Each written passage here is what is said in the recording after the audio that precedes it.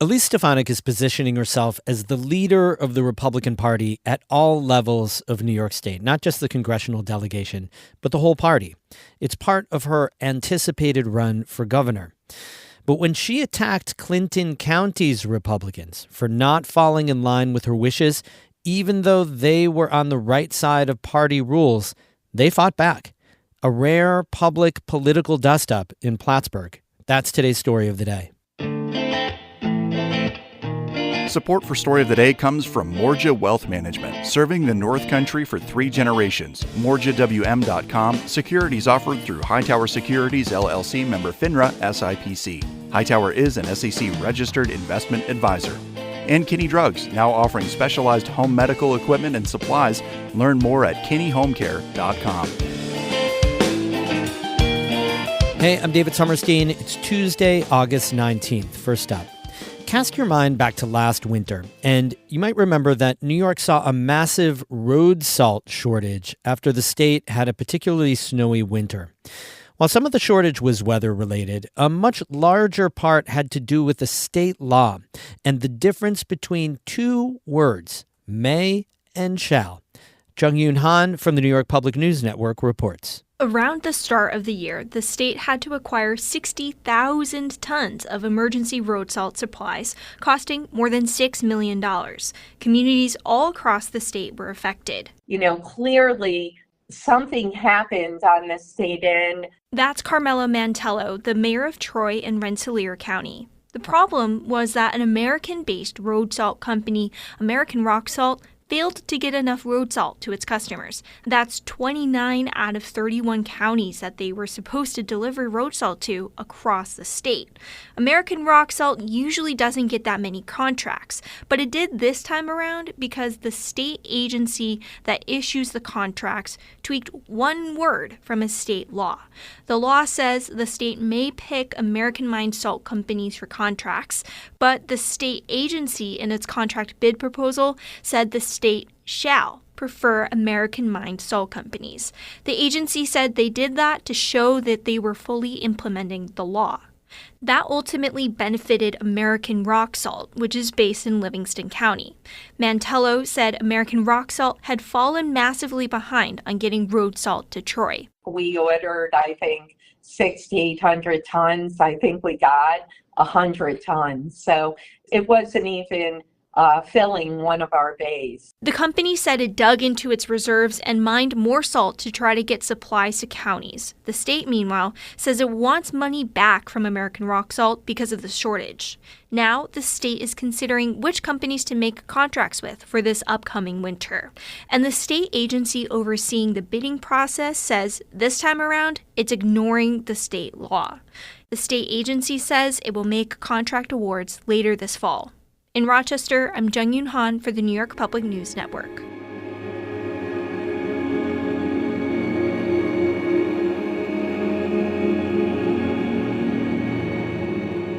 The Clinton County Government Center in downtown Plattsburgh has a new name.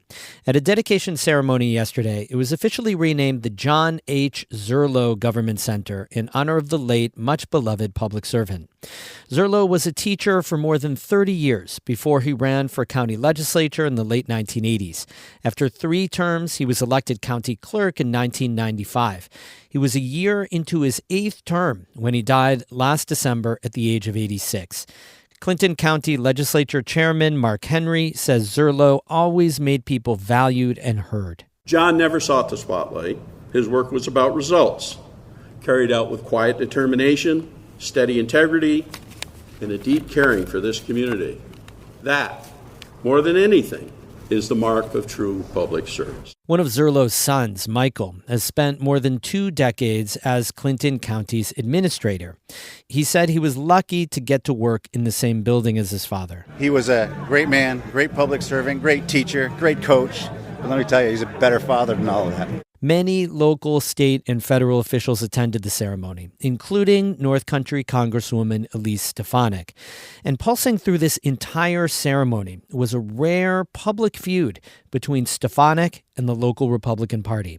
Kara Chapman reports. More than 50 people gathered outside the county government center in downtown Plattsburgh to protest Republican Congresswoman Elise Stefanik. They lined the corner of Margaret and Cornelia Streets with signs bearing messages like "Stefanik is a bully" and "No more absentee legislators." The organizer had asked those in attendance to wrap up before the start of a dedication ceremony renaming the county building in honor of late County Clerk John Zerlo. But many stuck around, heckling Stefanik and other officials during their remarks.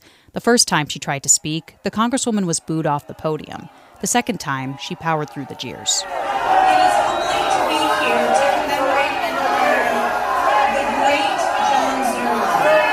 Speaking with reporters after the ceremony, Stefanik said the protest was a disgrace. It was an absolute embarrassment that these people did not understand the importance of honoring John Zerlo, who is beloved, Republicans, Democrats, independents.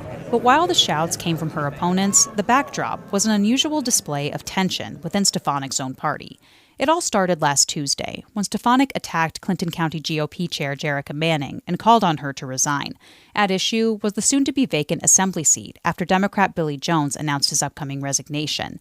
The Congresswoman accused Manning of threatening to tank the assembly race for Republicans. Manning and her counterparts in Franklin and Essex counties will by law choose the candidate for a special election. Stefanik claimed, without evidence, that Manning tried to block prospective candidates and put herself forward instead. Manning defended herself. She's actually running for county clerk. She fired back that the statements circulating about her leadership were an attempt at election interference. Then her deputy chair, Jeff Luck, came to Manning's defense. He said they were bullied behind the scenes to fall in line with Stefanik's choice of candidate, Malone Village Mayor Andrea Dumas. He told WAMC things got ugly. I was on the phone personally with Ms. Stefanik probably 5 or 6 times, and the last time we spoke, Jerrica was on the phone with me, and it was very ugly, totally unprofessional, condescending, a bunch of untruths. It was just beyond believable. It's just not acceptable. Once things became public, Luck put out a scathing statement about Stefanik. He said he was, quote, personally outraged, mortified, and embarrassed that anyone in public service could conceive of issuing such a public tantrum. Then on Wednesday, the county GOP's executive committee had a meeting. Luck says they decided to take a stand. People decided that we just need to stand up to make sure that our citizens have a voice in the matter. They have a right to vote in this matter.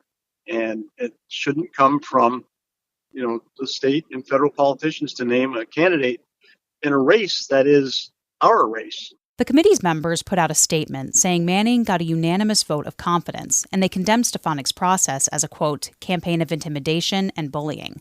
They said they trusted Manning to lead the candidate selection process. Stefanik put out a seemingly contradictory statement. She said she'd ensured the town chairs, rather than Manning, would consider and decide the special election nominee, even though that runs contrary to state party rules. Manning says nothing has changed about the process. We didn't change New York State election law, and we didn't change the Republican committee bylaws. And so the chair is still responsible for choosing the candidate. The executive committee will be involved in knowing who the candidates are and meeting them at an upcoming meeting, but we can't change the law. Stefanik deflected Monday, saying she had helped make sure all interested candidates would get to present in front of the county committee. It's important to make sure all candidates have the opportunity to present. That was not the way the process was being run. We believe that's the best opportunity for them to hear from each of the candidates or, interested people who want to pursue this seat. Neither side seems to want this public infighting to affect the goal of flipping Jones' seat Republican. Stefanik says that's what her team plans to focus on. I have 15 counties at one point or another who have been in my district, and we've worked through various challenges, and that'll be the case in this one as well. Manning, for her part, says Clinton County's Republicans are also looking ahead. I think that we've always been looking for us to move forward, for the Clinton County Republican Committee to continue doing its job, continue finding good candidates, putting up good candidates for government, and working together, and we are ready to do that. Manning says the message to prospective candidates is that the selection process remains open and ongoing.